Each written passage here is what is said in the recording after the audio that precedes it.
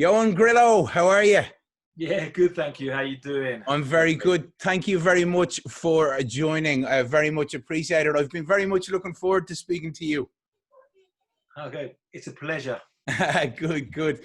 So I suppose start off by telling us and tell the listeners who might know who you are, exactly who you are and what you're well known for. So my name is Ioan Grillo. I'm a journalist and author. I'm from the UK originally. I've been in Mexico for 20 years, and I spent a lot of that time covering drug cartels. So I've written a couple of books about that, and I'm often known for that coverage. Cool, cool. And I suppose the big question is, what actually brought you to Mexico in the first place? So it was going back when I was 27 years old when I came to Mexico. Yeah, 47 years old now. But like, I wanted to get into journalism, which was back then in year 2000. And in those times, I knew I found out there was a route into journalism, which was to work at an English language newspaper abroad. Cool. Unfortunately, that was a great route into journalism that, used to exist for a long time.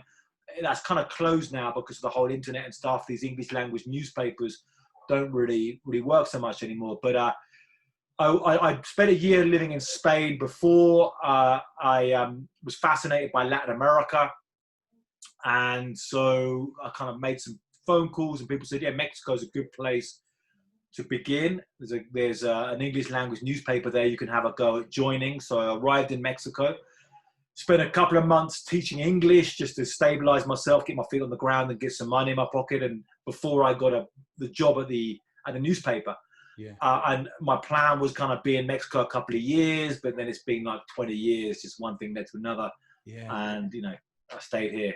It's crazy because I mean obviously getting into journalism really cool, but how the fuck did you pick narco journalism? Yeah, so it wasn't something I planned right away, and I didn't go to Mexico. I didn't really think about the drug cartels or know anything about drug cartels at the time. And at that time, Colombia was considered the more dangerous country to go to. I was interested in Colombia then. I mean, I've been to Colombia since and spent a lot of time working there. But at the time, that was considered like, no, Colombia's crazy, Mexico's not so bad. And in the time I've been in Mexico, Mexico's got a lot worse. And for a time, they talked about the Colombianization of Mexico. And then they talked about later on the Mexicanization of other Latin American countries. Yeah. So when I got here, I kind of had a bit romantic ideas before about Latin America back then of like left-wing guerrillas and right-wing dictatorships. That was kind of my idea, kind of, the general with a moustache and the guerrillas in the jungle, the Che Guevara stuff. Yeah. And when I arrived, I realized that stuff was kind of in the last century. That stuff was kind of old. The older journalists who covered the civil wars in Central America, like in El Salvador, Guatemala, Nicaragua, that kind of stuff had finished, and they had all their stories about covering, the Civil War and going with the guerrillas in El Salvador and that kind of stuff. Yeah. But that basically kind of wound up, and we were in this moment then. That was the kind of peak of globalization. So we're kind of peak of, and as I arrived in Mexico, there was a president who was the former executive of Coca-Cola, a guy called Vicente Fox. Big idea of opening up the system, free trade, everything's going to be, happy, which didn't work out.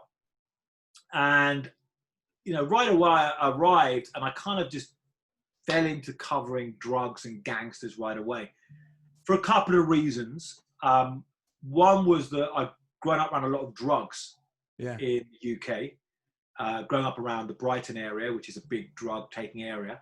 Okay. And in the 80s, a lot of people were taking drugs from Moroccan hashish and then later on heroin. And I knew, several young men and teenage lads who died of heroin overdoses back then in the late 80s, early 90s. So I was kind of interested in the whole drug connection. I suddenly came to Mexico, also saw drugs around, but this massive traffic of drugs. So this kind of link seemed really interesting to me between the countries that produce and traffic drugs and the countries where there's massive drug consumption. It's funny how this product links us together, that whole kind of idea you see in films like Traffic, the film which came out, in fact, in 2000 as I I remember it, yeah. Another reason was that I'd always been interested in organized crime growing up, partly having, I mean, no big deal having an Italian last name. I was kind of interested by the whole mafia stuff, The Godfather. I used to watch these kind of mafia documentaries back then called like Crime Incorporated, where they kind of reconstruct. So I had a kind of interest in organized crime stuff. And those kind of really gelled together. So very early on, I started off at this newspaper. And I kind of wanted to carve out a beat to kind of, so I started just covering the crime beat. And one of the first stories I did was the coverage of the court-martial of two generals who were on court-martial for working with drug traffickers. Okay. And I sat down every day and just kind of soaked that in. And that was kind of one of the beginnings of just like getting the ball rolling on this coverage. Yeah. That's incredible. Like the thing that I find kind of interesting about Mexico is, I suppose, over the last 20 years or so, it's basically turned into chaos, hasn't it, over there? And I mean, Mexico, I don't like calling it a narco state, but I mean, with all the corruption, and I mean, the cartels have such an influence over there that it's pretty much heading in that direction. Like, how did it get to that, Ioan? Yeah, so I think, this is looking at the big picture, of what this means. So, what you see when I arrived in Mexico, you had the hopes of Mexico finishing a one-party state for the 20th century. You had one party in power in Mexico from 1929 till 2000, 71 years continuous power. You compare that a bit to something like the Communist Party in the Soviet Union. There's one party, and when that party left power, you had a kind of breakup in the system. So you can compare this a bit to what happened in Russia. Suddenly you have the rising of a bunch of kind of mafiosos who start eating up chunks of the system. And that's a bit like what the drug cartels are. That kind of plays out differently. But whereas in Russia, you kind of quite quickly got like a new authoritarian strongman and the kind of mafia working with him really closely. Yeah. In Mexico, you got more of a chaotic situation. Now, in terms of how we should understand this, I mean, when I saw this happen while I was covering it. So I kind of arrived at this kind of time of hope, started covering the gangster things, and then gradually this got a lot worse and worse and worse. Escalation, number of murders just escalating like crazy. So number of cartel-related murders, we'd go from like 2,000 in a year to 5,000-6,000 in a year to like 15,000-16,000 in a year, cartel-related murders. Yeah. I was talking recently to journalists covering some of the crime in Ireland, and you talk about 20, 30 of these gangland murders in Dublin, and it seems massive over here, big deal. But imagine when you have 15,000 or single cities with like 3,000. I mean, cities, Ciudad Juarez, which is so I compare now in terms of the way the conflict plays out. One of the comparisons I looked at was actually the situation in the 6 counties of Northern Ireland. Yeah. In terms of understanding a little bit, there's certain comparisons I can make there. Now, the level of violence is much higher than that. But there are certain comparisons I think you can make with the situation where you have there. One situation when I went into one prison in Ciudad Juarez, for example, and it was divided up between cartels. So you get one wing with the Juarez cartel and the gangs affiliated to them, and one wing with the Sinaloa cartel and the gangs affiliated to them, and they run their own wings effectively. Yeah. And obviously you saw that in Northern Ireland with prisons where you had, Protestant in the Maze prison, exactly, the Maze prison. I use this comparison in my book when I was kind of writing. I'd read about the Maze prison. It was like, wow, this kind of reminds me of this. The other thing is when you have this kind of like, I mean, you have the cartel starting to act like guerrilla groups in a way, or like paramilitary forces in some ways. And so you have, massacres, you have car bombs, all these kind of things going off. And it's kind of weird, low intensity conflict that kind of rages around. So you have a certain normality there, but kind of raging around. So whereas in Northern Ireland, you talked about the Troubles, we talk about the Troubles, for a certain period, and it includes all these kind of things happening. Like, these massacres and different things. And in a way, you could talk about the Mexican drug war, like a kind of period of unrest like that. Now, it's a lot worse than that. And we've seen the levels of the atrocities and violence really, hit some crazy things. The worst single massacre we've documented so far in one place was 72 people. Jesus. Murdered in one place. That was by the Zetas cartel. It was 72 migrants. It's crazy. We talk about the St. Valentine's Day massacre in the United States, Al Capone. Yeah. I've seen the bricks used in that wall. In fact, they're in Las Vegas now in a museum. But we talk about that. That was like, one massacre, 7 people died. We still talk about that now. Imagine that, 72 people dead in one massacre. Like, in a row, bang, bang, bang, killing 72 people. And was that quite recently when the migrants were going up in the caravans up to try and get over the border, or when was that? No, that was going back to 2010, the San Fernando massacre. I don't know, 2009, 2010. The San Fernando massacre. It's in a town called San Fernando. Now, I've been to the place where it happened. It's a really creepy place, kind of knowing this massacre happened there. Jesus, yeah. And it was basically a couple of barns you see there. When I arrived there, it was just like in the middle of nowhere, down a dirt track. I mean, like basically going to the town and going like 22 kilometers down, like pure dirt roads. Yeah. Pretty freaky place. And we arrived there, and then these 2 big white owls just like flew up from the barn. It was kind of like really weird, like this kind of marked place. There should be like a cross there or some memorial this happened, but nothing there. Kind of red sorghum fields, in fact, where that happened there. Yeah. Sorry? No, sorry. I suppose something that's coming into my head there with something like that, given the fact that they were migrants. I mean, like, was there any, like, I know this is probably a stupid question, but I mean, why? Like, No, why are the cartel killing migrants? Like, what's the benefit there? Yeah, it's a very good. Sorry. No worries.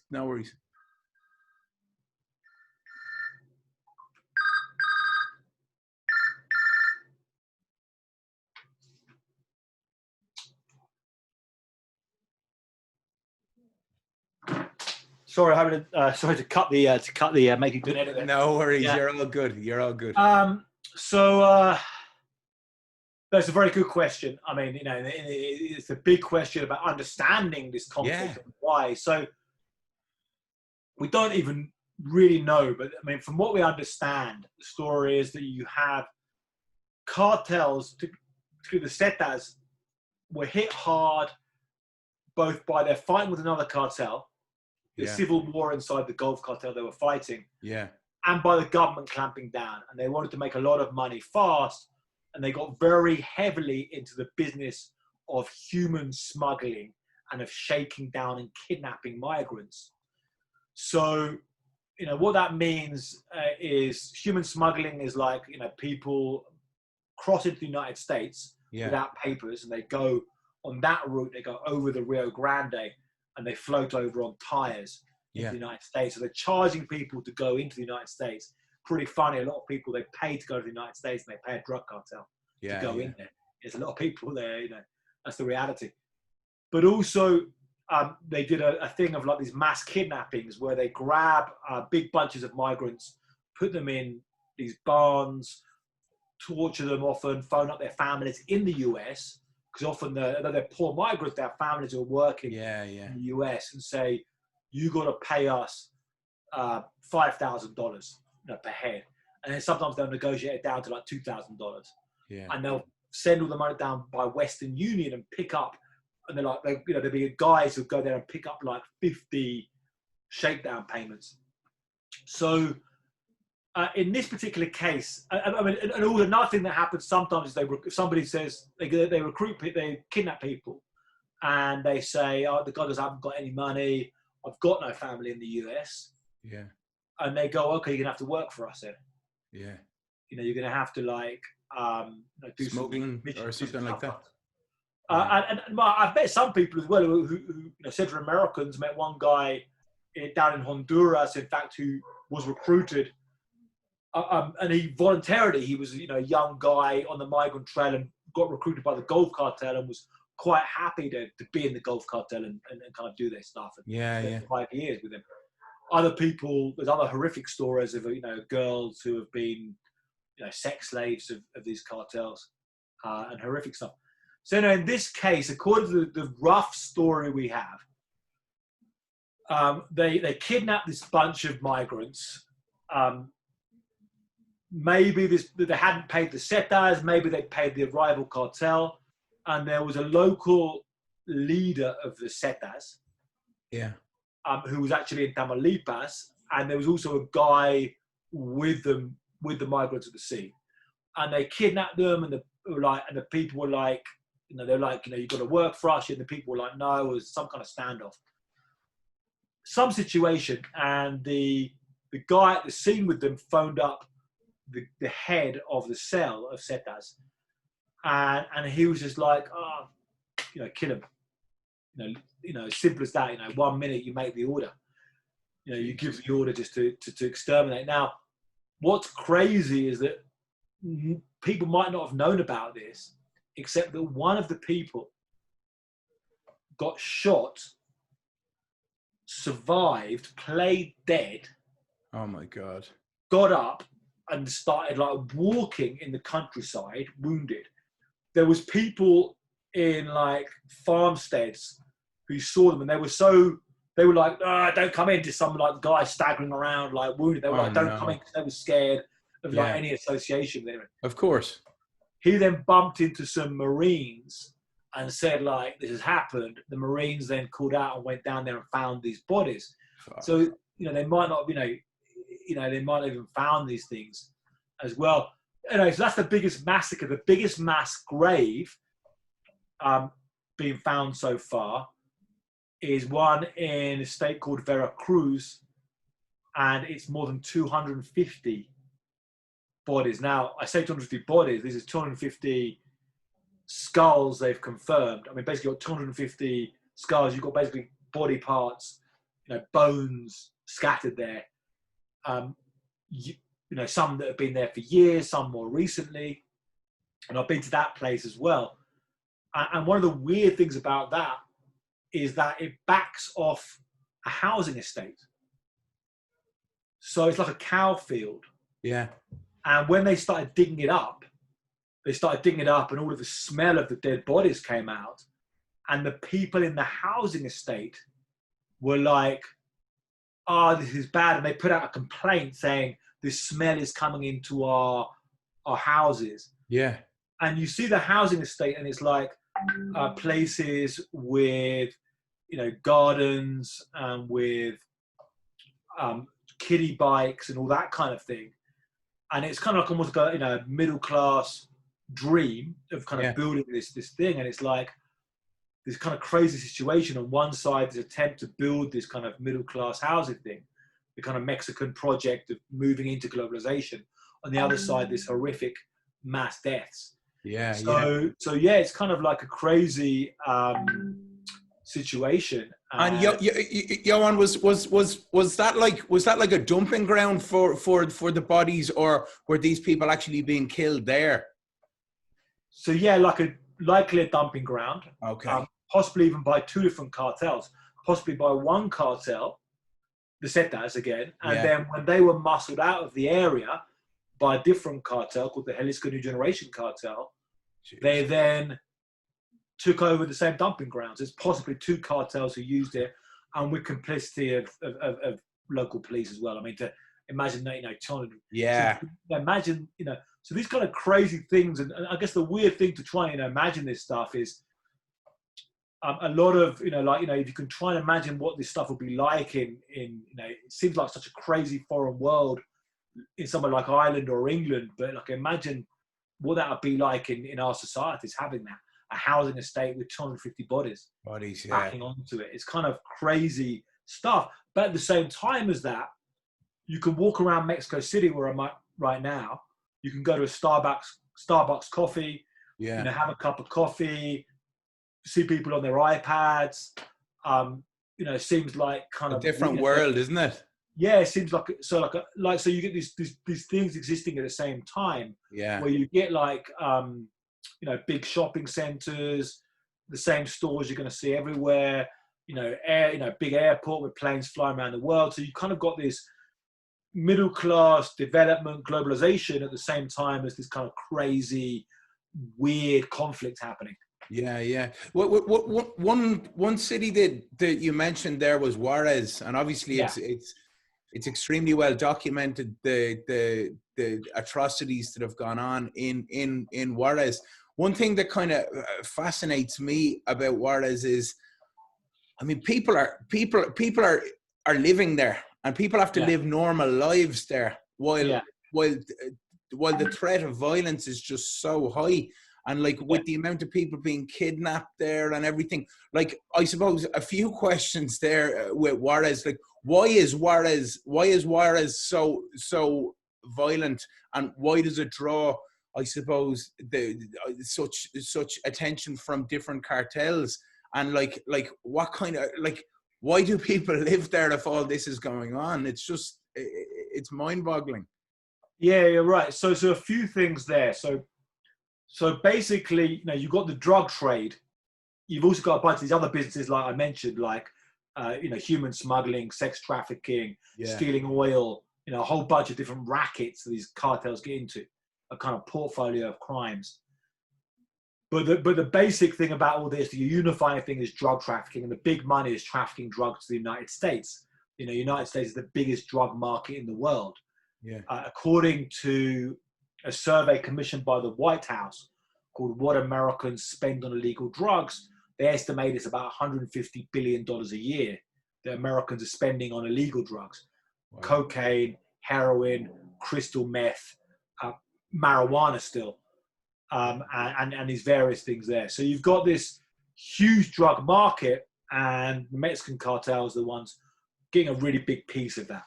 Yeah. So smuggling drugs into the United States, there's two main pathways in there over the US-Mexico border.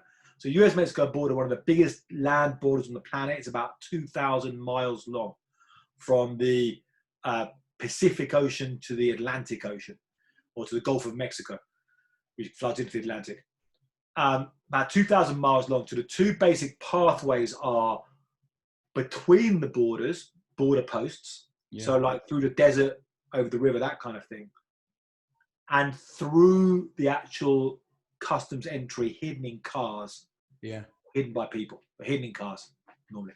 Yeah. Now, actually, it's much more profitable, much more effective to take the drugs hidden in the vehicles over the border. The stuff they walk over the desert, in backpacks, and the kind of idea of these guys, they call them donkeys or burros, these guys walking over the desert with a backpack and a bunch of marijuana. That's normally the cheap drugs, like weed. Yeah. The expensive drugs, the high value drugs, cocaine, heroin, crystal meth, is normally in cars. Yeah. Now, where are the most cars crossing? It's the big cities. So you have Tijuana, you have Ciudad Juarez, and you have over on the east, Nuevo Laredo, Matamoros, Reynosa. So these are the big border cities where lots of traffic goes over, and it's easy to hide drugs in. So they're worth billions of dollars to the cartels who control them. So that's why they fight. Now, actually, the violence in Mexico, it moves around. Now, Juarez was the most murderous battleground in Mexico. Yeah. It was the most murderous city in the world for a while. But actually, now it's gone down a bit. So the real murderous time, instead of Juarez, it was like over 4 years, about 9,000 people died in Ciudad Juarez. Yeah. Over a 4-year period, were murdered there. But then there was a truce made between the Juarez cartel and the Sinaloa cartel. So they divvied up the city and said, you can have the center of the city, the Juarez cartel, the Sinaloa cartel can have an area called the Valley of Juarez, which also has some border posts. And we can kind of divide it. And there's still that division now with some tensions and fighting happening. Yeah. Now you've got Tijuana is actually more murderous, more homicidal. And then we've got other places in Mexico like Guanajuato, a place right now which is really, really violent. Why do people live there? I mean, it's not that easy to get out. When you've got everything there. a lot of people did move out during the worst of the violence there. Some of them moved to the United States. Some of them moved to other parts of Mexico. But it's like anywhere. It's like if you're living in Belfast during the Troubles. Yeah. You've got, you live there. You've got your home there. You've got your family there. You suppose if you're rooted there, I suppose it's like, I get it, and it's very hard to come out. But like I remember seeing some stat that at one stage there was like 25 or 30 people being murdered every single day in Juarez, which is absolutely. Like you said there a minute ago. I mean, I know you were talking to Nicola Talon, and you were talking to her about obviously what's going on with the Kinna and Hutch feud over here. And I mean, we were talking about maybe 30 murders in total there. Yeah. Whereas 30 murders a day in Mexico. Yeah. Like that's just incredible. Yeah, absolutely. And I was covering that city during that worst period, and I was riding around, going to the murder scenes, and it was crazy because, we get a call. We'd be riding around with the kind of cop reporters. There's a great tradition in Mexico of police reporters.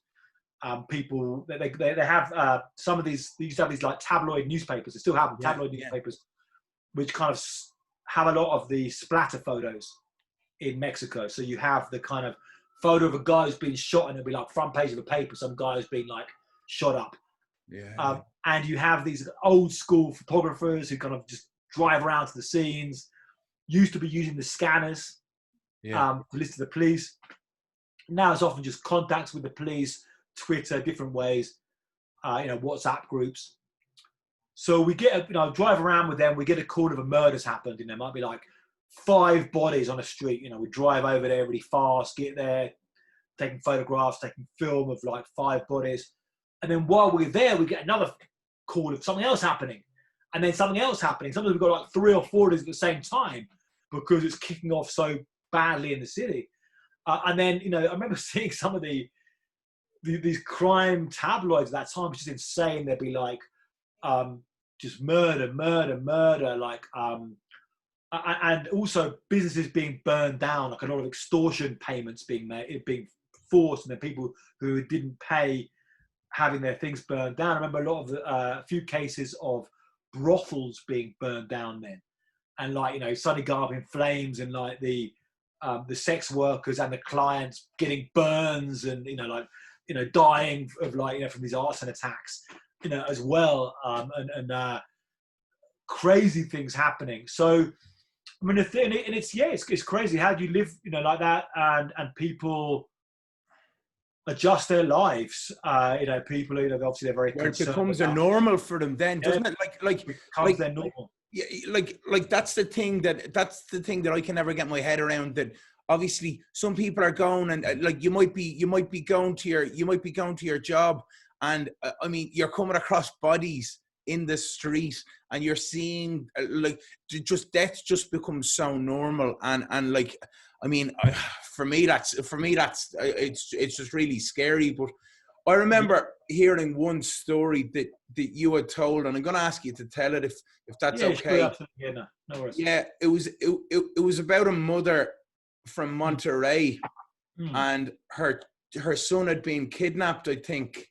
Will you take over and tell that story? Because that's, for me, that, I mean, I found this story just, I mean, it was disturbing. It was so sad, Yeah. So I mean, one of the things about this is, like when I came to Mexico at the beginning, it was kind of fun. It was, the whole thing was exciting and fun, and it's like, yeah, wow, I want to hang around with gangsters and seeing murder scenes and that can all seem kind of like exciting. But then there's these certain stories, when you see the real human pain, you realize this is real people really suffering from this, and this is like when it becomes a war, a lot of people get hurt. Yeah. So one story that really struck with me, and I was actually at a morgue where there were 49 bodies who'd all been decapitated, all had their hands and feet cut off. So I had a crazy scene there. And outside the morgue, there was various family members seeing if their loved ones were among the victims. So basically there's people whose loved ones have disappeared and they're just trying to find. So every time they hear about, wow, there's some bodies have turned up, they want to go down and see if their loved ones are there. Yeah. So I interviewed this one woman whose story really, really brought me to tears talking to her. And, she was a school teacher and she was in her house in Monterrey and she was with her two sons, one who was 18, one who was 15. And they were in their home one night, just hanging out, watching TV. And suddenly the door breaks open. And like 15 guys come in, bulletproof jackets, helmets, long guns, AK-47s, AR-15s, bang in the house, fuck. So they come in and they pin the family down. And these are the kind of hit squads of these cartels. So when they're like in the city, these guys, they might, they're hit squads that are fighting other cartels, but they're also like, oh, let's go and get some money. Let's just go and do that house, pick up some cash. And so they go in there, pin the family down, go and grab, look around, grab some stuff. And then they say to the mum, said, oh, which of your kids is the eldest? And she's like, what? Because there's one who's 15, one who's at secondary school, one who's 18, who's in his first year of university, studying philosophy. And she's just like flabbergasted. She can't answer, like, which of my kids is the eldest? Like, why do you want to know? Like, scared. Do you want to take them away or something? So she just can't answer. And the kid who's the eldest doesn't want his little brother, obviously. He's going to look out for his little brother. So the kid who's the eldest, his name's Roy, puts up his hand and says, yeah, I'm the eldest. And they go, okay, you're coming with us. And they take him. And he's gone out the door with his guys. So she's obviously completely hysterical in a complete mess. Where are they going to take this guy? And then the next day she gets a phone call on her mobile. Like, okay, we got your son. Give us this amount of money and we'll give him back to you. Yeah. It's like another way these guys just kidnap people. It's a way to pick up some cash as well. Like grab somebody, give us a bunch of money, we'll give them back. It's like express kidnapping, they call it. Just like opportunistic kidnapping. So she's like, phoning around, it's not the money she can get right away from the cash point or the bank, but she's phoning around relatives. I need some money desperately, but gets the money together, goes to the point, hands it over. And then was like, where's the son? And it's like, no sign, calls the number, no reply. And that's it, gone. And she hadn't found, so she started looking and searching and disappeared and finding. And hasn't found him, and that's just like, it's indescribable. I mean, that kind of pain is, that hole you get of losing your son in that way, and of not knowing anything, and not knowing how they died, and obviously when you see the brutality, I mean, it must be mental torture for these people. Yeah, and not having the closure. So people, there's thousands of people like that, and people just say that their whole life they cannot enjoy their life becomes, a different level. You cannot, whatever happens, you have other children who have like grandchildren, but it's not the same. You can't. Every day you're thinking about this thing. Every day it's haunting you. Every day you don't know, and you never know. So that kind of lack of closure. Now, one of the real nasty things about this is, why do people disappear people? And, some of it's like whatever, like hiding evidence, somebody gets disappeared. And you get places where they get their bodies dissolved in acid and that kind of thing, barrels where there's other bodies in acid. But sometimes it is deliberately to have that psychological torture, and it's kind of a technique that came from dictatorships in Latin America. So there's a lot of disappearances historically in Latin America, and groups who try and dig up bodies, and forensic specialists who try and find the bodies, identify them.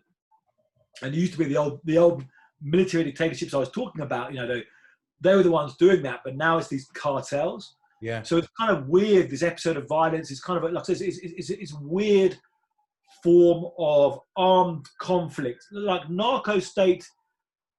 You can use narco state to an extent, or like when elements, certainly at a local level, when elements of a state are really, really compromised. Yeah. But it's like, yes, it's weird, and we don't even have good words for this. Yeah. Good words to describe it. So, like, if you look at the bigger picture here, like, you know, there's this discussion: is it a war? Is it really a war there? Now, it's a form. You know, that gets you into thinking about what does war mean. Yeah. You have wars like the Second World War. You have wars like the Spanish Civil War. You have wars that are like the Cold War. This is a kind of weird place of like an armed conflict, but not between clear sides. Yeah. Endemic, which means it doesn't have a clear start date or end date. It's a continuous kind of thing with these groups fighting over territory, these kind of players with these alliances, and it keeps on, you know, it's ongoing. Yeah, yeah.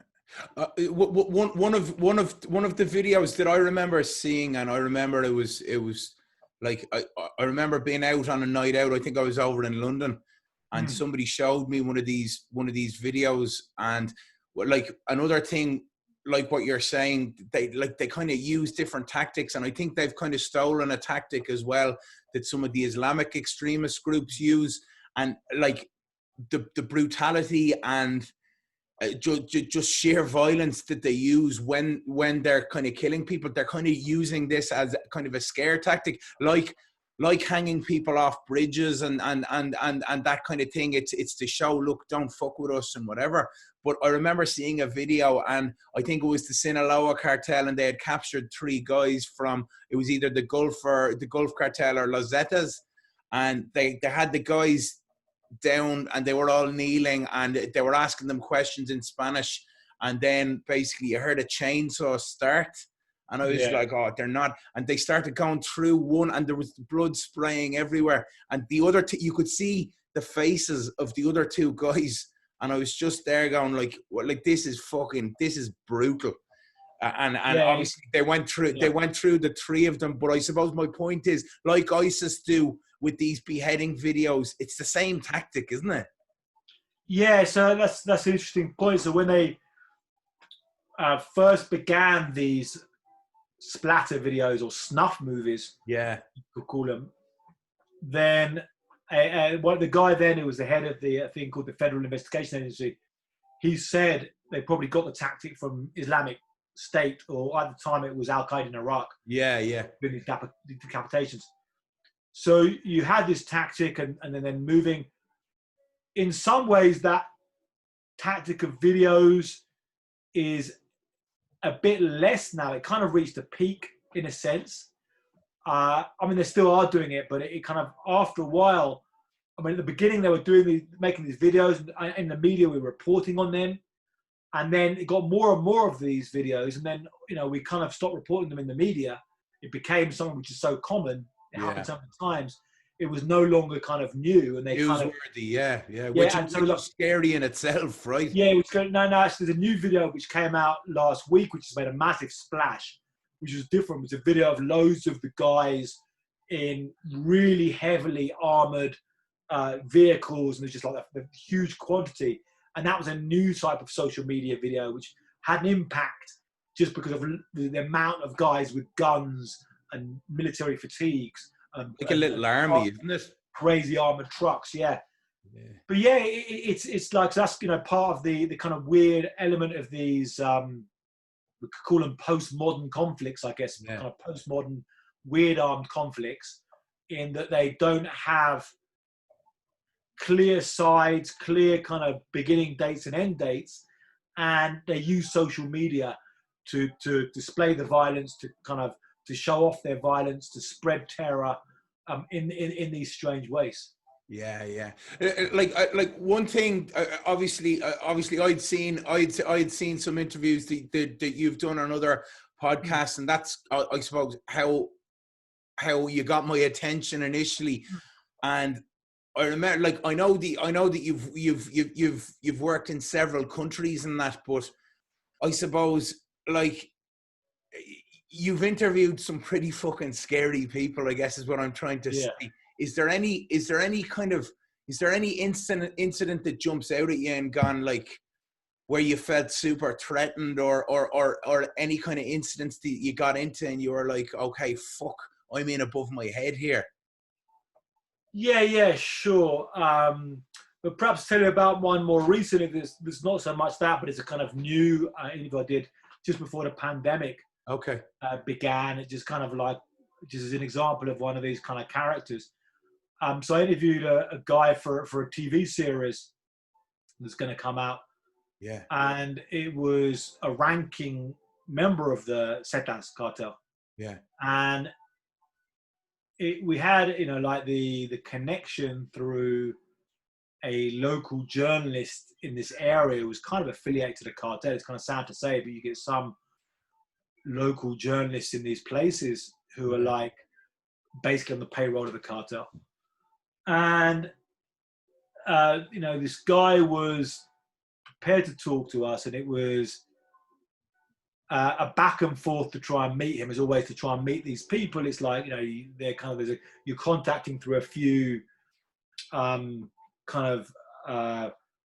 do you call it, bridges, a few like mirrors, you could say, like a few different, you're not directly talking to the person, you're talking through like, it could be 2 or 3 people, phone calls or signaled calls or encrypted calls to get to the person. And so we're waiting a few days in this place, and then eventually the guy shows up, and this is a guy was at a time in the list of most wanted people in Mexico. It was actually a list of a big list under a previous government where they wanted to get him. He was on the list. He was a former military guy who'd been a commander in Zetas for some time. And eventually, so it's kind of keep on changing places. He'll meet here and there. And eventually we say this hotel, go and find this cheap hotel, and we go up to the room, and the guy comes in, and his guys are like posted around the hotel. And this guy's had like plastic surgery a bunch of times. Yeah. So he's got this kind of crazy looking face, and he comes in, and right away he's like head's like flicking, and he's like right away kind of taking control of the situation. Yeah. Of like, who's this guy? Is like, get your phones, I want to see all your phones right now. Get them down. Like real kind of hectic, kind of intense guy. And yeah, I mean, crazy interview. I mean, like, and it's difficult when you think about when you juxtapose that against, this mother and her, her kid who's been the victim of these kind of people. Yeah. And there's other, mothers and families who this guy is being a predator to them. Yeah. So it's kind of messed up. I mean, you're talking to like basically a war criminal. Yeah. That's the way I'd really surmise this. Somebody, I mean, these are people like, these militias in the Yugoslavian civil war or whatever. These are like that kind of thing, or like people in Ireland, I don't know, with the head of the Shankill butchers or whatever. Yeah. These are the kind of level of people you're talking to, more, plus, and it's like, but human beings are complicated. So like, you can talk to them. I think it's still important to interview them, to get their stories, to try and understand what they're doing, to try and figure out. Now, it does get to stages doing this to journalists where you think, what am I doing here? Am I just doing this for cheap thrills of viewers, or I have to have some kind of moral imperative here? Yeah. So this is like, okay, we document this to try and find solutions, to try and bring information there's got to be a way to try and reduce this violence, to stop this. Yeah. Now, though, that's very, very hard. And it gets frustrating. Like, so I've been here for 20 years. I kind of hoped, in 2011, I might have been seeing the peak, and it just carries on. Yeah. It seems like it goes around in circles, and the solutions are like evasive. Yeah.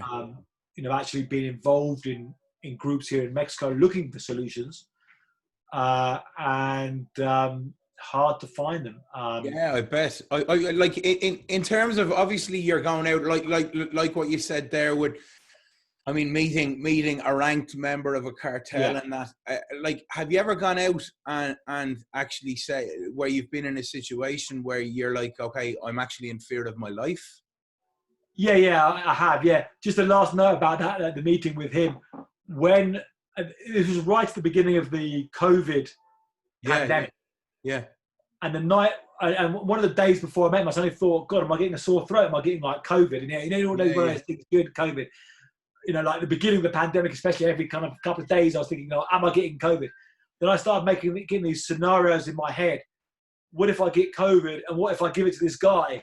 And then one of his family members dies, and then he wants to get me because he you don't want that. Crazy kind of scenarios. But yeah, sure. There's been situations. You know, one of them, I was in a state called Michoacan in 2014. There was a stage then where you had a lot of vigilantes rising up against the cartel there called the Knights Templar. Okay. There was a time with the vigilantes that it was a good thing to report as a journalist. We could ride around with the vigilantes there. A lot of them would basically look like cartels. They had the same guns, you know, the same kind of people riding around in these trucks. Turned out that later some of them were basically cartels. Oh, Jesus. But it happened gradually. The first kind of wave of vigilantes were more honest, and they gradually got infiltrated. Yeah. So I've been covering this conflict for some time and went down there, and you know, the vigilante guys were normally pretty good to go on with. You know, I went down there, turned up where a bunch of so-called vigilantes were meeting. And then I realized this was a very, very different feel about these guys. And there's about 50 of them. And they had particularly heavy weaponry. I mean, they had grenade launchers. They had grenades and bullets like strapped to them. Like real, like, you know, it looked like stuff. Some of it looked like, you see these old photos from the Mexican Revolution where they have these bullet, you know, cartridges around them. They had that, literally had that. And they had these, you know, these guns with grenade launchers stuck on the rifles. They had, one of them was a really massive guy carrying, I think it was a 50 cal, like carrying it. He was a huge guy. So I start chatting to these guys and taking some photographs, and I could tell there's a very, very different vibe about them than the regular vigilantes. Yeah. And I was like, talking to these guys, like, how long have you been a vigilante for? They're like, oh, a week. You know, so you know, basically, you know, you start to realize these are cartel guys who are using the cover of the vigilante movement to be out there, because once you allow loads of guys to be hanging around with guns, you know, cartels can do it. Yeah, so very hard to differentiate who's who then, isn't it? Yeah. So they're getting ready to go on a mission to hunt down the leader of this cartel, a guy called La Tuta. They were going to go out there. They were kind of organizing and working out, okay, let's all go out there and, you know, let's kind of look for this guy. And I was keen to go out there and like photograph them and stuff, and get these kind of stories, for, you know, from my research. And then one of the guys, they start getting really aggressive with me, and you know, it flipped very, very fast from like being like getting on well with these guys to suddenly being, you know, aggressive. And one of them was like, you know, pointing at me like saying, you know, who's this guy? Why are you guys letting him photograph you? He's a DEA agent. And I was like, you know, I'm not American, I'm British. It's like, and I said, look, you can look on my website. Here's my website. And one of them got out his phone and started looking at it. And the guy just said to me, look, if I see you again, I'm going to put a bullet in your head. Oh, fuck. I'm going to throw a grenade at you. And you know, I left. And I was actually annoyed with myself at the time for not getting to go out with them. And later on, that same group of people got in this crazy gunfight and a bunch of people got shot. And I was kind of annoyed with myself that I didn't, you know, get it. And then later on, one of them sent me an email. I have my email on my website. One of them sent me an email saying, what happened to the photographs? Yeah. And I just didn't reply, and I didn't publish the photographs. Yeah. Then I just thought, you know, best not, you know, publish them then, you know, these, because, you know, clearly you could see faces of people and stuff. And sure. and left. I think then that same crew got in a big shootout with a bunch of federal police, and a bunch of them got killed there. And who knows what happened? Maybe some of them still out there. No, it wasn't. Now saying that, that's the way. That's the way a lot of these people will make these threats very, very fast. They can also act on them, but not necessarily. Yeah. There are a lot of worse situations, particularly for Mexican journalists who live in those towns. So that, I could go out to these towns, hang around with these guys and come back. But a lot of the Mexican journalists live in these small towns. And so they're reporting on these cartels, and then they're getting death threats all the time. Yeah, exactly. So these are sometimes towns that might be like Cork or Limerick or whatever. So you imagine, you're like, live there, and so you know who these guys are, and then you see these guys doing some horrible shit, and then you go out to the supermarket with your family to go shopping, and you see one of these guys there, and you've got to deal with that. So that's really, really scary. Or you've got like one small local newspaper in the town, and these guys know exactly where it is, and they see your story in the paper, and they can just go down the newspaper and go. And they do this. They go to the newspaper and they wait outside in the car, and you'll come out and they go, come with us for a ride. And you get these stories all the time. Local Mexican journalists will go for a ride and like give them some smacks and say, we don't like that story. This is how you've got to do this in your coverage. Yeah. Or you can't do this. And then they'll target and murder journalists, and then journalists will flee. And you've had, over 150, journalists murdered in Mexico since 2000. Which is crazy, because there was a journalist that was murdered in Ireland called Veronica Guerin, and she was murdered. She was murdered by a drugs gang, and basically, I suppose like the backlash that happened over that was massive. But I think that Mexico's nearly gone so far that now, like.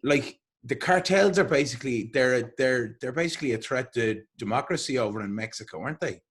Yeah, I mean, absolutely. Absolutely, it's a threat to democracy. I mean, I would say, it's not a fully functioning democracy in Mexico. No. And part of that is the cartels. Now, when you have 150 journalists murdered over a couple of decades, you can't say there's full freedom of the press there. No. With that kind of violence. There's also other issues with the press. When you have, there's been a huge amount of mayors who have been murdered by cartels, and that's because a lot of mayors have to work for the cartel, or they do work with the cartel voluntarily, or they get pushed into it. So they're on the front line as well. That also affects, the fact of a democracy. So it's not a fully functioning democracy.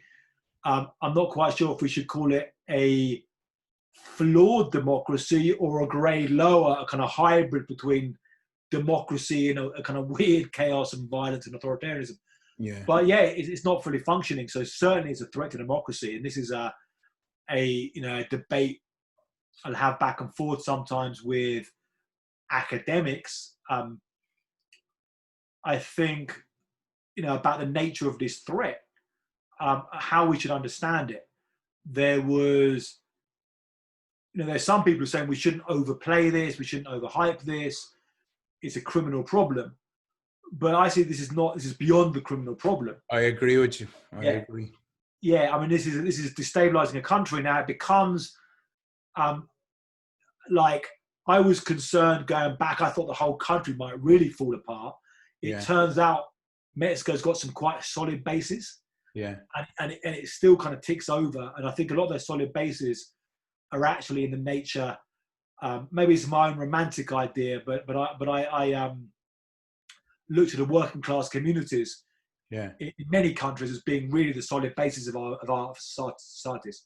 Yeah. And I would say the same in the UK or in Mexico, that it's the working class communities that are kind of the rocks that keep on ticking over, and that you get these kind of people that will, although they're suffering, although they're struggling, although they're living among the violence, will keep it up, will keep on getting up and going to work and keeping up for their families, and keep on kind of plodding along, and that's what kind of keeps it going.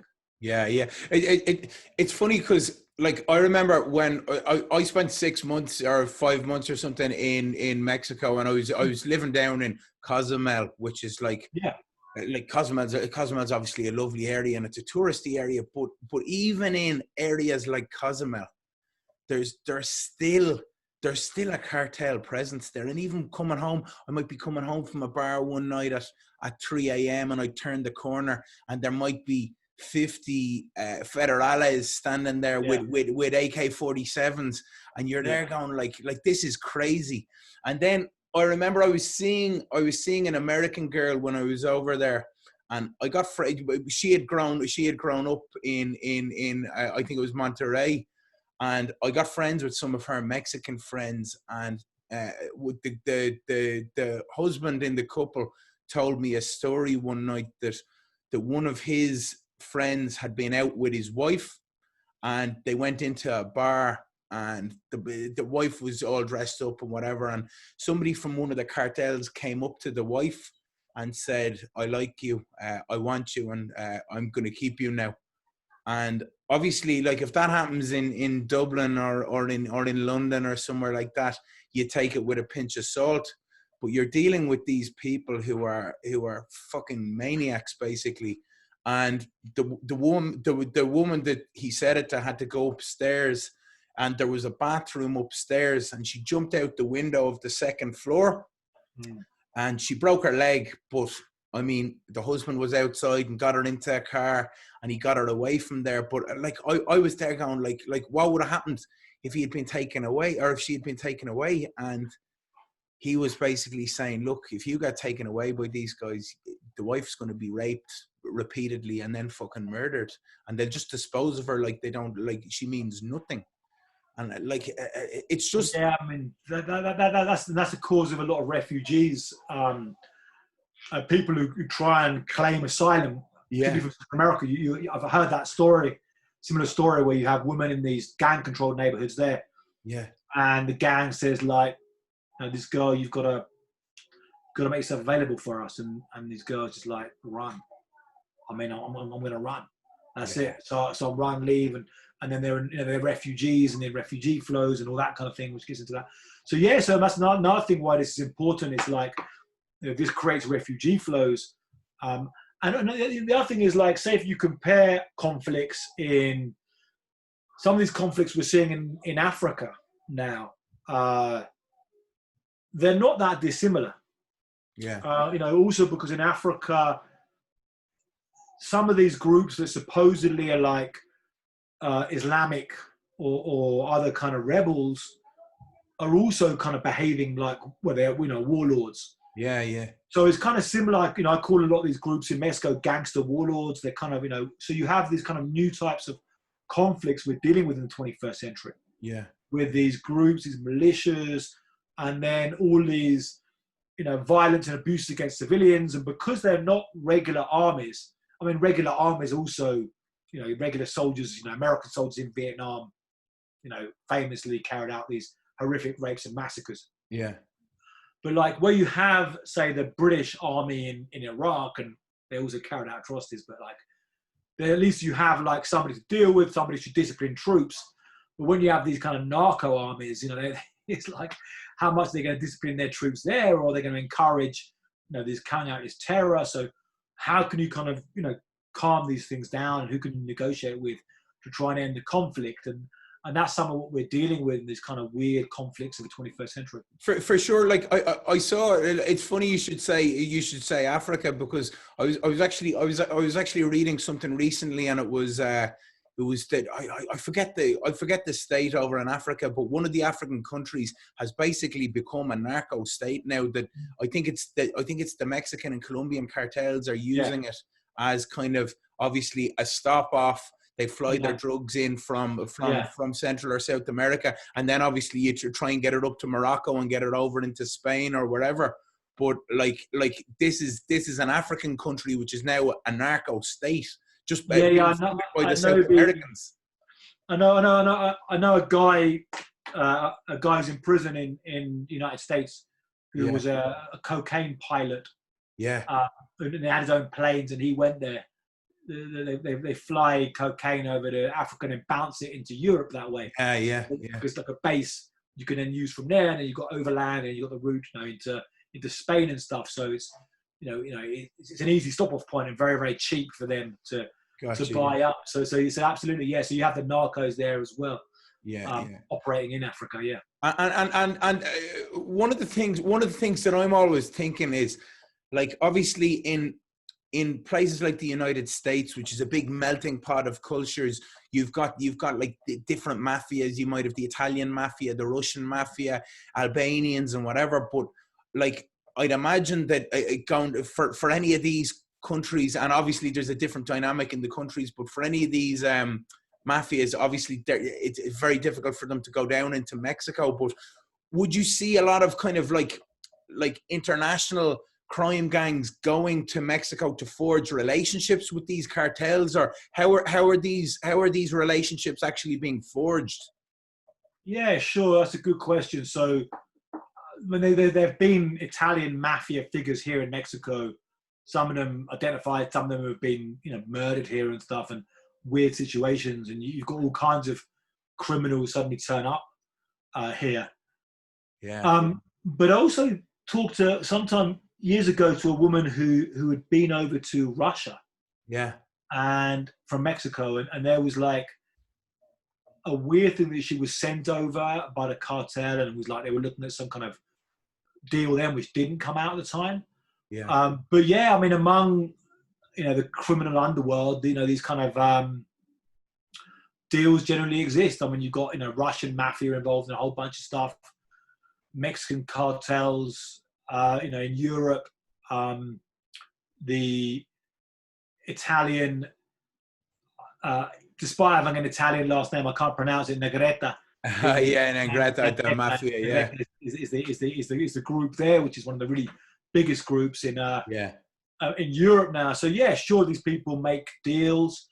I mean, some of these things, they talk about the Liverpool gangster Curtis Warren. Yeah, I know Curtis Warren. Yeah, who was probably the biggest British cocaine trafficker. Yeah, and he apparently hooked up with the Colombian cartels in Amsterdam, and Amsterdam operated as a kind of bit of a stock exchange for drugs. Yeah, and it's like you've got a lot of people there, so people there can go to Amsterdam and make deals and make your connections as well. Yeah, make connections. So like through introductions, go there. You want to buy, someone wants to sell, so you hook up. And yeah, it's about business. That's the main thing that gels this stuff. So like, say, what do Mexican cartels want? They want precursor ingredients to make crystal meth, or to make fentanyl. Yeah. So they'll hook up with somebody who's involved in Chinese organized crime. Yeah, like the triads are a group like that, and so it's all Yeah, or sometimes these. I mean, like a lot of these cartels themselves are big networks of operators. So some, really actually, when you talk about what a cartel is, it's a big network of gangsters. Yeah. And it's not like a single company or like always like a single organization. It's like a broad network of people. And I say with the Sinaloa Cartel, which is kind of like a big federation of gangsters, and the leaders are like say if you have like a federation, like say an island, what's a big product of Ireland, like Guinness or something like that, or well, Guinness is a single company, but like an industry in Ireland, and let's say like the stables, people produce racehorses, and so you have a lot of different people who have their own stables, and then you have an association which represents all of these different stables, and so like the same like in Mexico, in Sinaloa, you have all these different drug traffickers. And then the cartel is like representing the kind of representing this association of different drug traffickers. Yeah, like it's funny because I spoke to a Homeland Security agent, or a former Homeland Security agent, from the US recently, and he had actually nearly been murdered himself, and his partner was murdered by Los Zetas. But he was telling me, like, just tracing the arms, and I know you've done some reporting on this, but tracing the arms, that they've actually traced some of the guns from the Mexican cartels that have actually ended up in the hands of ISIS.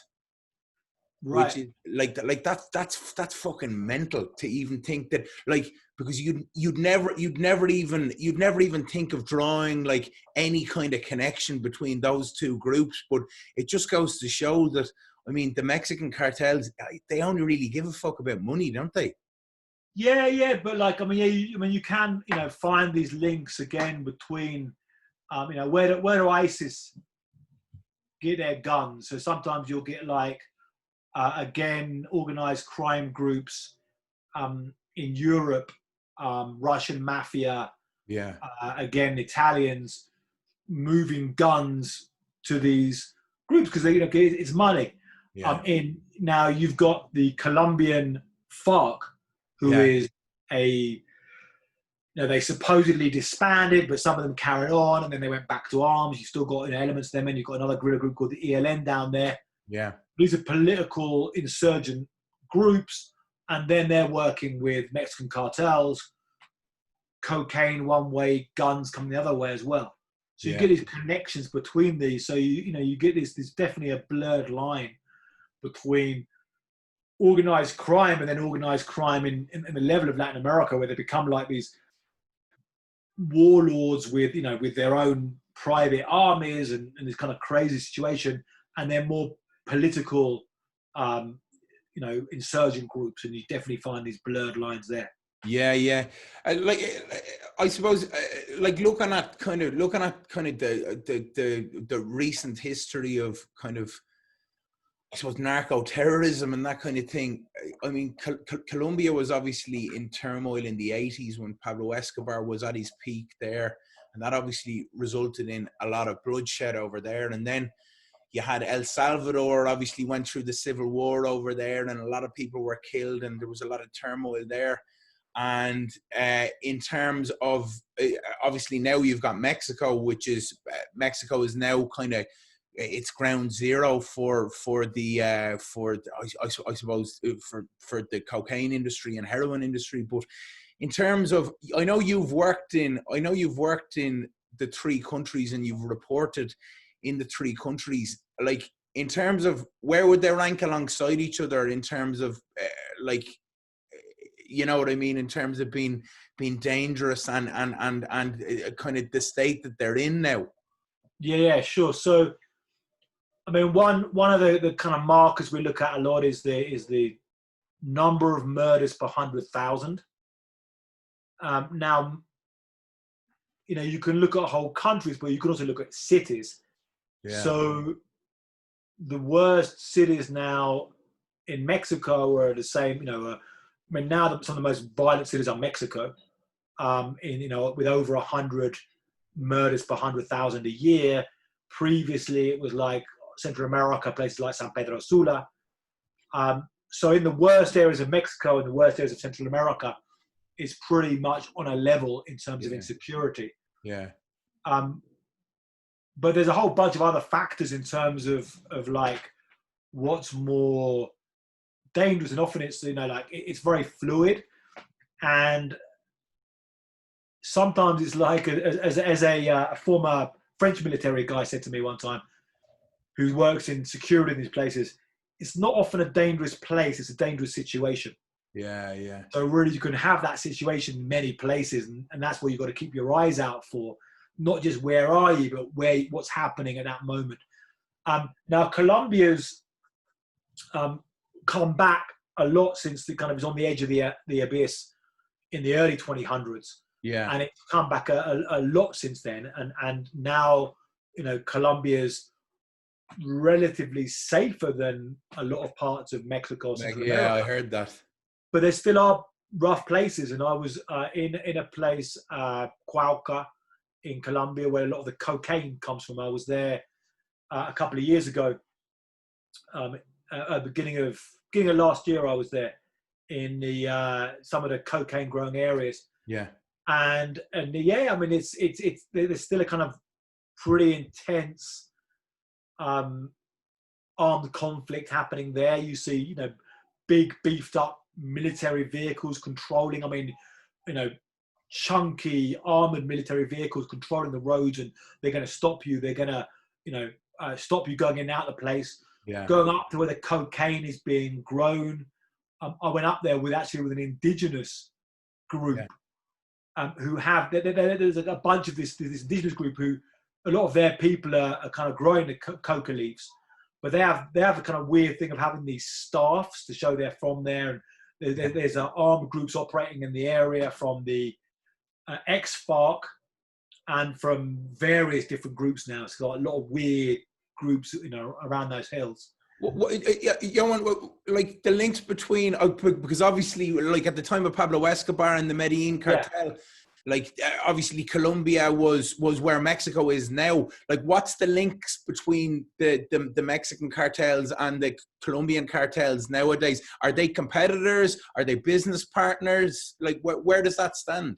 Yeah, so more business partners. So still, like, you know, the business of cocaine, which is one of the best businesses still. Yeah. The Colombians are the biggest producers of cocaine.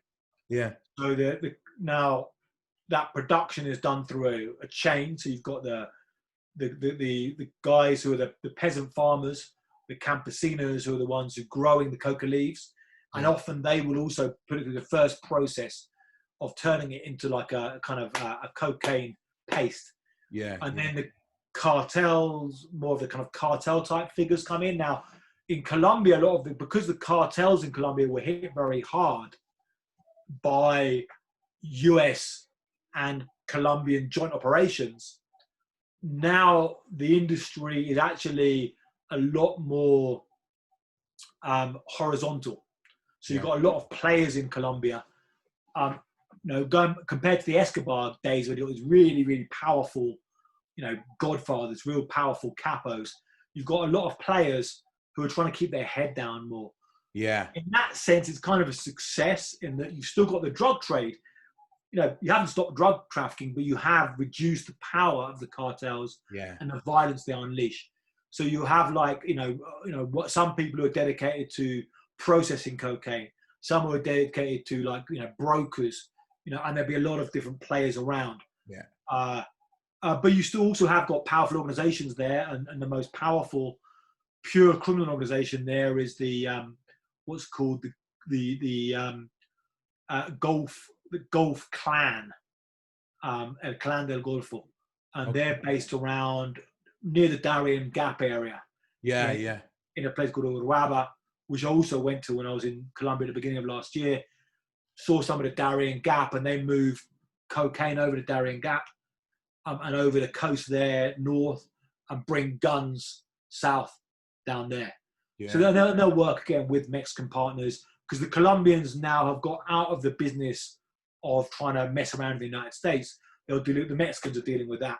Yeah. The Colombians will be dealing with producing producing cocaine, but also with taking it to Europe as well. Okay, I got you. Yeah. So and because obviously there's a lot of big shipping ports in Colombia, so they're obviously shipping it in there. So makes sense. It makes sense.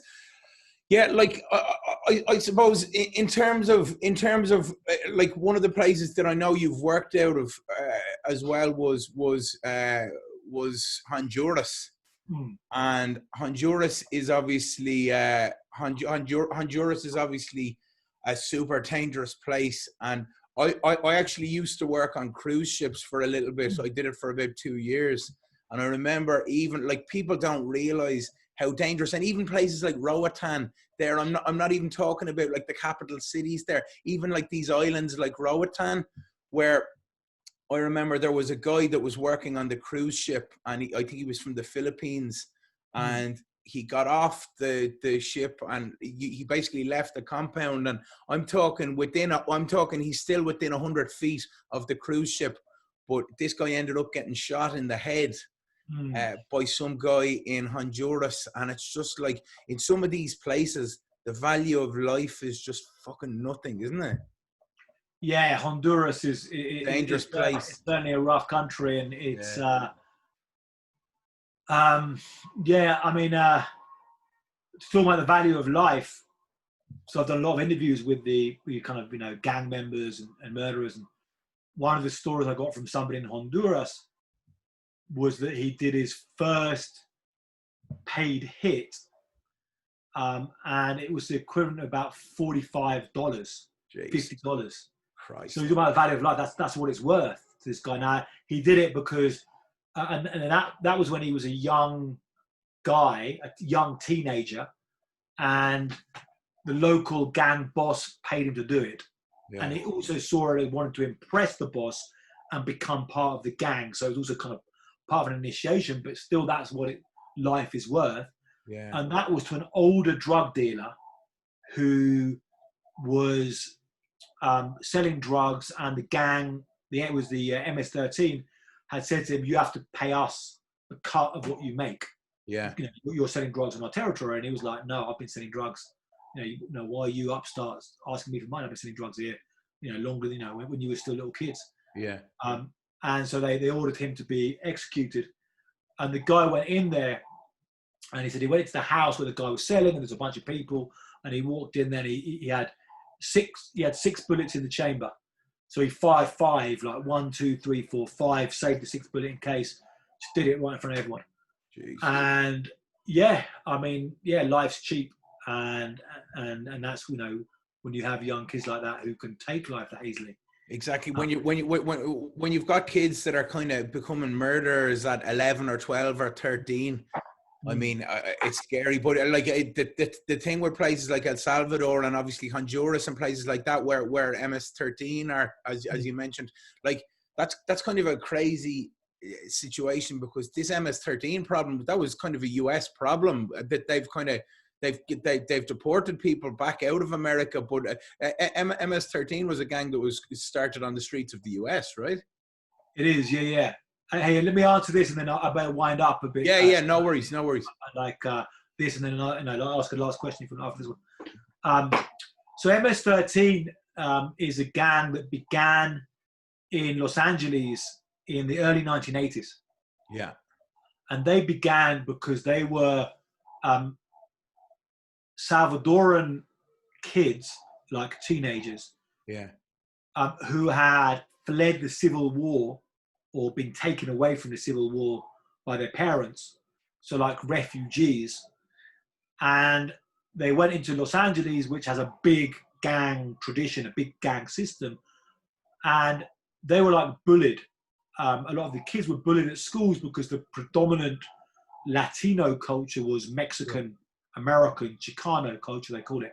Yeah. And they were different. They were speaking Salvadoran, so it was almost like a bit like if you had like the difference between them would be like if you have like a dominant English immigrant culture, and then you get some Irish people turning up or something. Yeah. And to kind of, they might look similar, like where was said with different the Irish dialects and different cultures as well, isn't it? Like, kind of fit into like an English culture, but they got like a different way of speaking, and kind of like. So anyway, so they started creating their own group, which began as, and I talked to one of the people who was an early member. It began as a bunch of kids hanging around outside the 7-Eleven. Listening to heavy metal music, and doing this kind of heavy metal sign, which then later became a gang sign. Yeah. And they began as this kind of group of stoners, they called them, the Mara Salvatrucha stoners, MS-13. Yeah. And then they gradually became this big gang in Los Angeles, affiliated into the gang system of California. Yeah. And then they were deported back to Central America, to a country that then after the war finished, a country that was shattered and very poor and very vulnerable. Wow. And they just mushroomed in Central America, and then became a very powerful organized crime in Central America. Yeah. Listen, last question, because obviously I know you, and I know you've been very generous with your time, and I thank you for that. But I suppose the last question that I'm just going to ask you is, okay, where are we at with the war on drugs? Because the war on drugs, I think anyone with half a brain in their head would kind of acknowledge that the war on drugs has been lost. So what direction should we be going in? So it's interesting, the war on drugs concept. So, that began with Richard Nixon, who's kind of coined the phrase. And nowadays, the war on drugs is more used by like critics of the war on drugs, like journalists like myself or like other kind of NGOs more than the actual people. There's not many people now. The war on drugs in the 80s, there was like, Ronald Reagan supporting it. And, we even had in the UK, we had Grange Hill. It's an old, you ever see that in Ireland, Grange Hill? No. Maybe a long time ago, it was a program about a school in the UK. Yeah. They had their own like anti-drug song back then, called, they had their own like Just Say No, with the cast of Grange Hills and Just Say No. Okay. But like, so now that war on drugs idea, that kind of survived up until the late 90s. And, then you still have like an international forums, United Nations, the idea. Nowadays, it's kind of largely out of vogue. But we still kind of plod along. So we have the marijuana legalization, which we kind of got halfway. Yeah. We've got a bunch of US states which have legalized marijuana. Hasn't been legalized at a federal level. Still, it moving around illegally. Still being trafficked from Mexico. Yeah. Still being sold on street corners in Baltimore, Maryland. In the UK, in Ireland, not really getting anywhere with legalization, even though like now it's basically a blind eye if you get caught with marijuana. I remember when I was a teenager in England, people would be caught with, hash, and that would be criminal offences, be an issue. Nowadays, I think you basically let go. Yeah. Blind eye. Yeah, it's a slap in the wrist. It's just like, unless you've got an amount where you're dealing, I think, isn't it? Yeah, so now it's kind of like kind of decriminalized to an extent, but like it's still an illegal business. So we're kind of stuck with that halfway. And the problem is to try and move forward with this is that I think our political systems, our politics is so broken now. Yeah. We're in a stage where politics is really, politicians can't seem to find a way. Now, this came from a comment on a YouTube video which I posted, and I think it was a very good comment from somebody, a very sharp comment. He said that Keir Starmer, the head of Labour, when he's asked about this defund the police thing, he should deflect that to let's not defund police, which is not a realistic proposal, I don't believe, but we should decriminalise marijuana. Yeah. Or legalise marijuana. Deflect that, because that would take away a lot of the interactions between police and youth, and in the UK and places like London, a lot of interactions between the police and black youth in London. So that would reduce those tensions, and that's a realistic course, I think. Legalizing. Now the issue still is legalize marijuana. I think we legalize cannabis. We've got to move forward with this. Yeah. But then we get to crystal meth, heroin, cocaine, ecstasy. Now that's a lot harder. But do you not think, and this is just my view on it, where I'm looking at, like, let's say, for instance, the cartels in Ireland, and you've got the mafia in Italy and the Italian mafia and you've got all these, and these are criminal enterprises that are making profit off of this. So I see what you mean about something like crystal meth or something like that, right? But let's say with heroin, where there's addicts and there's people dying because it's been mixed with fentanyl, or else it is all fentanyl, right? And if people are buying cocaine, they don't know what they're getting. Same with ecstasy and that. So would you not regulate it and obviously tax it and use the money that because if somebody wants to go out and do cocaine on a Saturday night, they're gonna do it, and so why not regulate it and basically tax it, and then use that money to educate the next generation not to do it, and kind of move away from it, because otherwise I just don't see where you're winning that war, Sure. So we have to separate, I think, the different drugs a bit. And And first of all, we have to look at this. All of this is like, the idea is damage limitation. Yeah. How do you reduce the damage done to people who abuse drugs and the families and so forth, people dying of overdoses, and the damage to society of these cartels making all this money and taking away and disappearing the son of this poor school teacher in Monterrey. So if we look at, first we look at heroin and the kind of opioid and the addiction problems. Now, to actually say we're going to legalize heroin, that's a real long shot to get there. And to actually imagine doing it, saying, okay, we're going to sell at your local chemist, you can buy heroin. Yeah. It's pretty hard first to actually bring in the legislation for that, but also to really enact that, to allow people to make heroin, sell it at the local chemist. I'm not saying in the future it shouldn't be discussed, but I think there is something we can do which is more immediate, which is, first of all, we have to really look at making sure everyone who has problems with problematic drug use or addiction problems is offered help. Yeah. So first of all, offer them help, and then look at the really good programs that work. Now, in the United States, there's a figure from the American Medical Association that 90% of the addicts are not getting help. 90%, incredible. So they're buying all of this heroin from Mexico, fentanyl from Mexico, crystal meth from Mexico. A lot of addicts, problematic drug users, they buy loads of it. And so now if it's 90% who don't get it, now if you offer them help, spend the money on trying to give them help. And in some cases, I've talked to some people, there are various things, methadones, other drugs they have now, medicines they have now, which are alternatives, but offer them sometimes these things so some of these programs can work where they can take an alternative, they can use that, so they're not, so you are in extent giving something for free by prescription as an alternative, so they're not buying the heroin. So again, you're taking money away from the gangsters, and you're allowing somebody, if somebody's got I don't know what their habits are, 500 pounds a day heroin habit, I don't know what their habits are, but like if they've got that, or whatever, it's 200 pound a day heroin habit, and they've got to get 200 pounds every day just to get their habit, and they've got no job, they're going to go out and rob. So these people, it's like junkies, in that's classic in UK city.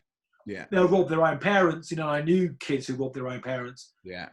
Go there, when their parents are out, rob their own home, and then they're going to burgle somebody's house, and that kind of thing, mugging, just so you get a lot of that petty crime.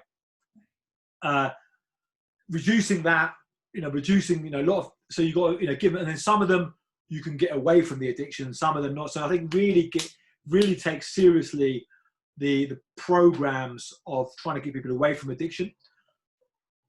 And then with cocaine's a bit different, because cocaine is a big deal in Europe and the United States, a big market, but particularly big market in Europe right now. And most people do take cocaine as a leisure drug. Yeah. I think I heard in Ireland, I think a lot of people, take it Saturday night in the pub. Yeah, massively. I mean, the cocaine use in Ireland now. If you go in and you're taking a piss or whatever in the toilet, I mean, you're hearing in every cubicle where, it's massive here now. Yeah, absolutely. So so maybe with cocaine, which is not, it's quite different from heroin, because heroin's not a party drug. That's like a hardcore addiction, and it's hard to legalize it. Maybe cocaine, we could talk about legalizing it. Now, one of the funny things is that I think cocaine is one of the most overrated drugs ever. And I think if somebody was a marketer who had been able to market cocaine, they would have won the prize, because a lot of the thing about cocaine is the glamour of it. Yeah. I mean, it's like this glamour of sex. Movies like Scarface, movies like all of these different movies, and the thing with Tony Montana with his head in the thing. Yeah, so it's the whole thing of you could be at a party and say to a girl, "Do you want to come in the toilets and do a line with me?" I mean, you couldn't say, do you want to come into the toilet and sniff some glue with me? You know, like, Yeah. you know, whereas, you know, you can get away with this because there's something glamorous about cocaine. Even though it might be a bunch of crap there, you know, the thing of sniffing it and the fact that it is illegal gives it that glamour. So funny enough, if cocaine was something you went to the chemist and bought, you know, would it even be as attractive to people? That's the thing. That's it. And plus, and we'll finish on this. But plus, I think if you go and if you legalize cocaine, right, and if you say, right, let's do it at whatever 70% purity or whatever, right, I think what's going to happen is you're going to have the cartels will say, right, we'll give it to you at 85% purity, and this is the price. We'll undercut the government. And then fucking, like, there's always going to be a black market for everything. You know what I mean? Yeah, yeah. I mean, the other thing is, like, I mean, say if we first, like this is damage limitation, but right now there's too much of this stuff, too much of drug trade. But like, you know, if you legalize marijuana, so the whole marijuana trade was outside of the realm of cartels and was a regular market, and then we've still got left a bunch of other drugs. Now then, if you legalize, if you try to really reduce drug addiction, they still might be buying some stuff illegally, but it was a lot less. So it could be, you know, a much smaller thing. Yeah. You know, you can deal with that. You can also have them with cocaine. I mean, if you, you know, if that was still like an illegal market, but it was just by itself, I don't know. Or how long is it going to be fashionable? Because these things go in that fashion as well. Yeah, yeah. And like, you know, like LSD was fashionable, ecstasy was fashionable. And these things going out, so we'll see. But yeah, I mean, it's stuff that's got to be. We've got to try and look for better ways because for sure. Right now, in Latin America, it's, you know, it's going through, you know, in Mexico, it's crazy phase, and there's got to be some way out of this. Yeah, for sure. Listen, thank you so much for your time. I really appreciate it. I love your work. Just your books as well. Where can people get your books? Your books are great reads. Absolutely. So yeah, please check them out. So my first book is El Narco, ELNARCO. Second book is Gangster Warlords. Got a third book coming out next year about gun trafficking, early next year, late this year. You can get them Amazon, any other big bookshop, Barnes and Noble, whatever, you know, big bookshops. Order them online. You know, look in whatever, you know, online distribution, Kindle. You know, it's all there. Cool. Listen, thanks so much and enjoy your weekend. Appreciate your time, buddy. If you're ever in Ireland again, come and make sure you look me up. All right. Absolutely, Barry. That'd be great. Yeah. All right. See you later. Thanks so much. Thanks. Bye. Take care. Bye. Bye.